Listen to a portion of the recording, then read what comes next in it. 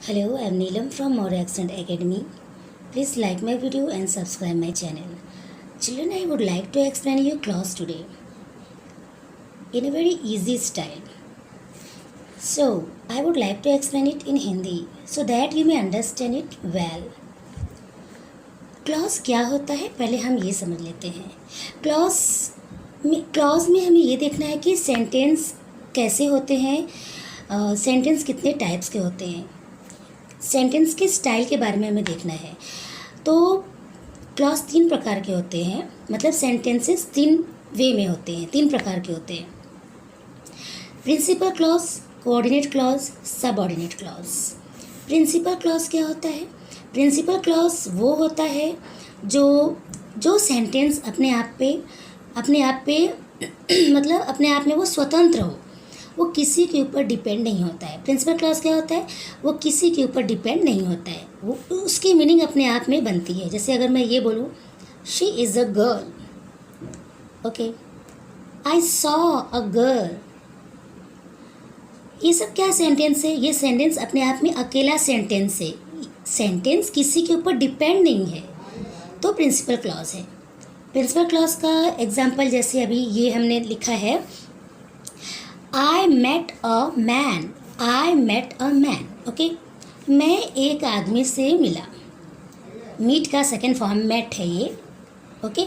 I met a man, मैं एक आदमी से मिला, ये प्रिंसिपल क्लॉज है। लेकिन अगर मैं इसको ये बोलूँ, I met a man who was blind, मैं उस आदमी से मिला जो कि अंधा था, तो अब ये हमारा प्रिंसिपल क्लॉज नहीं है।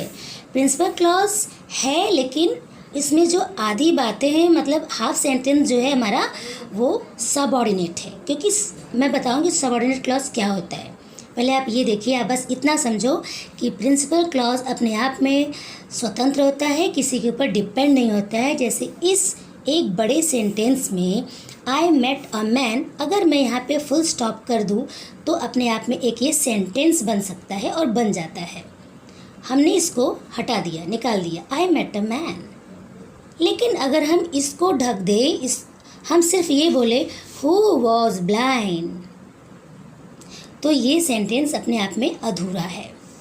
इसके लिए जो अधूरा सेंटेंस है, जिसकी मीनिंग नहीं निकल रही है, जिसकी मीनिंग उसके हाफ सेंटेंस से मिलती है, बनती है, उसके बिना नहीं बन पाती उसकी मीनिंग, तो वो क्या होता है? Subordinate clause. फिलहाल आपको क्या देखना है?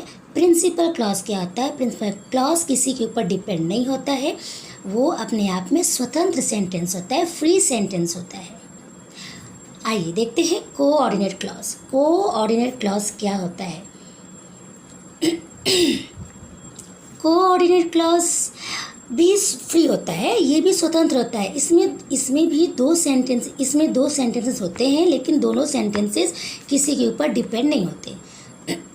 ये दोनों ही फ्री होते हैं, किसी के ऊपर डिपेंड नहीं होता है। जैसे अगर मैं ये बोलूँ, एक एग्जाम्पल हमने यहाँ लिखा है, he is poor, he is poor but honest.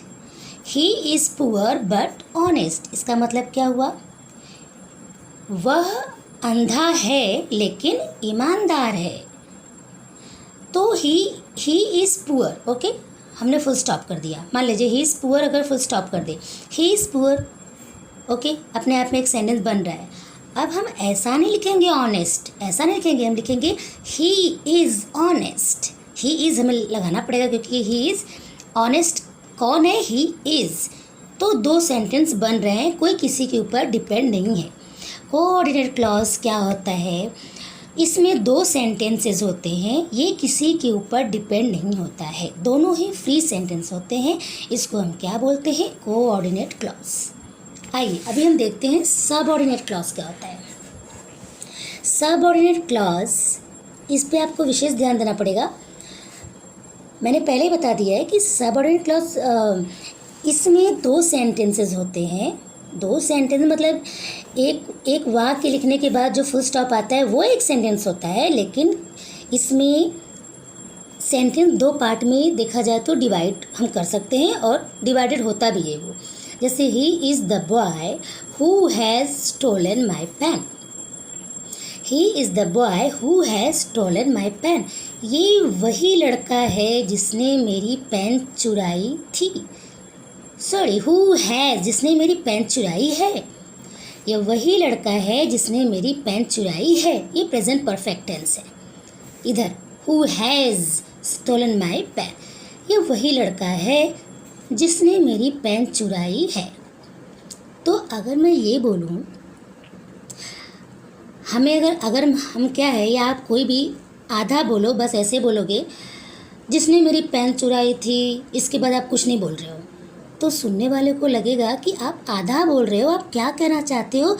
या सुनने वाला ये सोच सकता है कि इन्होंने कुछ और बोला है जो मैंने नहीं सुना है, बाद वाला सेंटेंस हमने सुना है। हु है, जिसने मेरी पेन चुराई, क्या जिसने मेरी पेन चुराई, क्या वो, क्या है वो, ये वही लड़का है। समझ में आ रहा है। तो who has stolen my pen, ये सेंटेंस पूरी तरह से इस पर डिपेंड है। ही इज़ द बॉय पे ये इधर की जो लाइन है पूरी तरह से इस पर डिपेंड है। अगर हम इसको हटा देंगे, ये प्रिंसिपल क्लॉज है, ये फ्री होता है अपने आप में। अगर हम इसको हटा देते हैं तो इसका कोई मीनिंग नहीं निकलता है, इसका मीनिंग नहीं निकलेगा, हमें नहीं समझ में आएगा ये वाक्य क्या कहना चाहता है, क्या है ये। इसके लिए इस टाइप का सेंटेंस क्या होता है, सबऑर्डिनेट क्लॉज। ओके, अब सबऑर्डिनेट क्लॉज में 3 टाइप्स होते हैं। कौन कौन से, नाउन क्लॉज, एडजेक्टिव क्लॉज और एडवर्ब क्लॉज। तो पहले हम नाउन क्लॉज देखते हैं। नाउन क्लॉज वो होता है जिसमें सबऑर्डिनेट, जिसमें जैसे अभी यहाँ पे हु है ना, ये सबऑर्डिनेट क्लॉज है। हु, दैट, बहुत सारे आते हैं, हुज, हुम, वेर, बहुत सारे आपको आगे मिलेंगे। तो नाउन जो सबऑर्डिनेट क्लॉज नाउन का काम करता है वो नाउन क्लॉज होता है। अब ये वीडियो बहुत छोटा है लेकिन आपको ये बहुत डेप्थ में जाना पड़ेगा, इसके लिए मैं आपको बहुत शॉर्ट में बता रही हूँ कि ये अब आपके दिमाग में ये भी आ सकता है कि नाउन क्लॉज को हम पहचानेंगे कैसे कि ये नाउन क्लॉज है, ये नाउन का काम करता है, ये हम कैसे समझेंगे कि ये नाउन का काम करता है। अगर हमें ये नहीं समझ में आ रहा है वो हम आपको कभी बाद में बताएंगे, लेकिन आपको ये और इजी वे में हम बता रहे हैं। नाउन क्लॉज को पहचानने का सबसे ईजीएस्ट तरीका मैं बता रही हूँ कि जिस इंग्लिश सेंटेंस की हिंदी ट्रांसलेट करने पर, जिस भी इंग्लिश सेंटेंस का हिंदी ट्रांसलेट करने पर जो दैट, हु, व्हाट जो भी बीच में आता है, सबऑर्डिनेट है वो अगर क से आता है, मतलब कहाँ, की, किसे, कब, ऐसा क से आता है तो वो नाउन क्लॉज होता है। जैसे he said that the earth is round, he said that the earth is round, उसने कहा कि धरती गोल है। देखो, उसने कहा कि मैंने बोला ना क से आएगा, कि, कब, किसे, कुछ भी आ सकता है, तो वो क्या हो जाता है, नाउन क्लॉज। नाउन क्लॉज को शॉर्ट में पहचानने का तरीका आप ये देखो, ध्यान में रखो कि जिस भी इंग्लिश सेंटेंस की हिंदी ट्रांसलेट करने पर कि, का, कब, कहीं जो भी क से आता है तो वो सबऑर्डिनेट क्या होता है, नाउन क्लॉज होता है। ओके, इसका अब देखो एडजेक्टिव क्लॉज क्या है, सेम चीज़, लेकिन यहाँ पर इसको ट्रांसलेट करने पे, इस इंग्लिश सेंटेंस को ट्रांसलेट करने पर क या की या कहाँ ये सब नहीं आएगा, ज आएगा। अच्छा, एक और एग्जांपल हमने यहाँ पे लिखा है नाउन क्लॉज का, I know when he will come. I know when he will come, मुझे पता है वह कब आएगा। I know when he will come, मुझे पता है वह कब आएगा। ओके, ये व्हेन है, व्हेन, यहाँ पर व्हेन का मीनिंग क्या हो रहा है, सबऑर्डिनेट, यहाँ पर कब मतलब क से आ रहा है।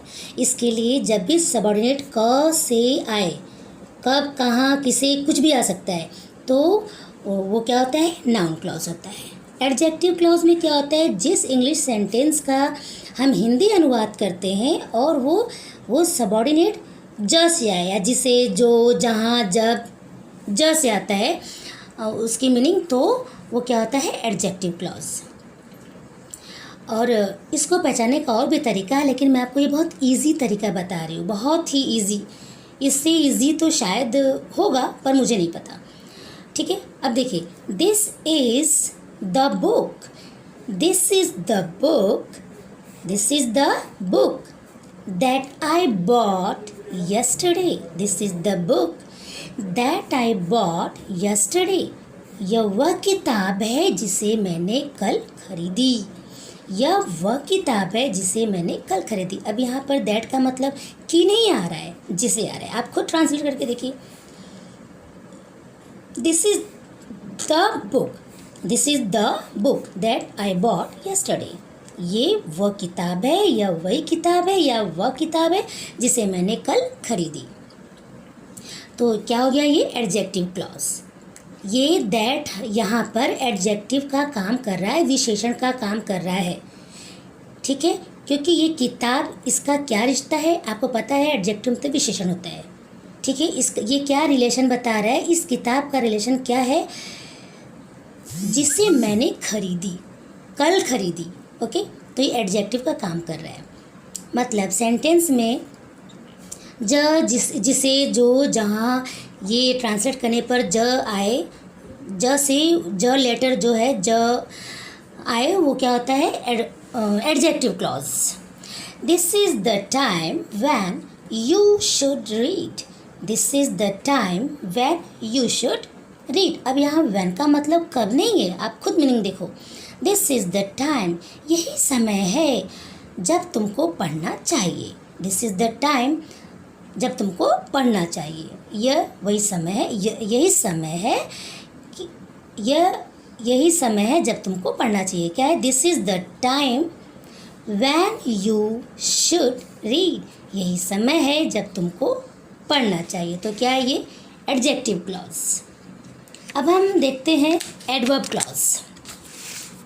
एडवर्ब क्लॉज क्या होता है, ये तो सबसे इजी है, आपको इसमें ज़्यादा टेंशन लेने की जरूरत नहीं है। मान लो आपका एग्ज़ाम आ गया और आपको समझ में नहीं आ रहा है कि ये सब क्या है, खिचड़ी है एकदम से। Noun clause, adjective clause, adverb clause, तो सबसे सिंपल है। मैंने आपको नाउन क्लॉज बता दिया है कि जिसकी हिंदी आपको हिंदी मीनिंग निकालोगे तो वो सबऑर्डिनेट क का काम करेगा। क का काम मतलब क आएगा, जैसे सिर्फ क नहीं, जैसे किसे, कब, कहाँ, क्योंकि, ऐसा आएगा। क से मतलब वो शुरू होगा उसका सबऑर्डिनेट, और ज से जो शुरू होता है वो एडजेक्टिव क्लॉज होता है। लेकिन एडवर्ब क्लॉज क्या होता है, सबसे ईजी है, इन दोनों से हटके है। इसमें इस सेंटेंस को पढ़ने से ये क्या मतलब शो करता है, time, place, purpose, condition, result, cause, comparison, contrast, manner. ये बहुत ही इजी है, आप एकदम से तुरंत समझ जाओगे। जैसे आप देखिए, बहुत सारे एग्जाम्पल यहाँ पे, I shall go with you when you return, मैं तुम्हारे, देखो, आई शैल गो, मैं जाऊँगा, विथ यू, मैं तुम्हारे साथ जाऊँगा, व्हेन यू रिटर्न, जब तुम लौटोगे। ओके, मैं तुम्हारे पास जाऊँगा, मैं तुम्हारे साथ जाऊँगा, आई शैल गो विथ यू, मैं तुम्हारे साथ जाऊँगा जब तुम वापस आओगे। अब यहाँ पर वापस विल नहीं लिखेगा, ठीक है। तो ये क्या हो गया, ये क्या दिखा रहा है, ये समय बता रहा है, कब, वो अपना समय बता रहा है। ये सेंटेंस क्या है, work hard लेस्ट you should fail, work hard लेस्ट you should fail, कठिन परिश्रम करो, कहीं ऐसा न हो तुम फेल हो जाओ। ठीक है, मतलब ये पर्पस है, उद्देश्य है। तो ये क्या हो गया, ये आपको पढ़ते ही समझ में आ जाएगा। जो सेंटेंस, टाइम, पर्पस, जितना मैंने आपको, ये आप ध्यान से देख लीजिए, पढ़ लीजिए अच्छे से, ये शो करेगा। तो वो क्या होता है, एडवर्ब क्लॉज। किसी और वीडियो में इन सबको बहुत ही डेप्थ में समझाऊंगी। इफ़ यू पे the price of the cycle you can have it, if you पे द प्राइस ऑफ द, देखो साफ साफ लिखा है, ये देखो कंडीशन है, ये शर्त रखी जा रही है। अगर तुम साइकिल का प्राइस क्या करते हो, पे करते हो, तो तुम इसे ले सकते हो। मतलब ये साइकिल लेने के लिए आपको इसका प्राइस पे करना पड़ेगा। कंडीशन रखा जा रहा है, बिना पेमेंट के आप साइकिल लेकर नहीं जा सकते। तो क्या है ये क्या है? Adverb clause. अब एक बार फिर से मैं आपको बता देती हूँ, क्लॉज सेंटेंस होते हैं और क्लॉज 3 टाइप्स के होते हैं, प्रिंसिपल क्लॉज, कोऑर्डिनेट क्लॉज और सबऑर्डिनेट क्लॉज। प्रिंसिपल क्लॉज क्या होता है? प्रिंसिपल क्लॉज एक सिंपल सेंटेंस है, ये किसी के ऊपर डिपेंड नहीं होता है, अपने आप में फ्री सेंटेंस होता है। कोऑर्डिनेट क्लॉज में 2 सेंटेंसेस होते हैं जो कि कनेक्टिव वर्ड से ज्वाइन कर दिए गए रहते हैं। अब बीच से कनेक्टिव वर्ड अगर हम निकाल देते हैं तो भी वो दोनों सेंटेंस को फुल स्टॉप करके हम दोनों की मीनिंग अलग से बन रही है, निकल रही है। मतलब दोनों ही स्वतंत्र हैं, किसी के ऊपर वो डिपेंड नहीं है।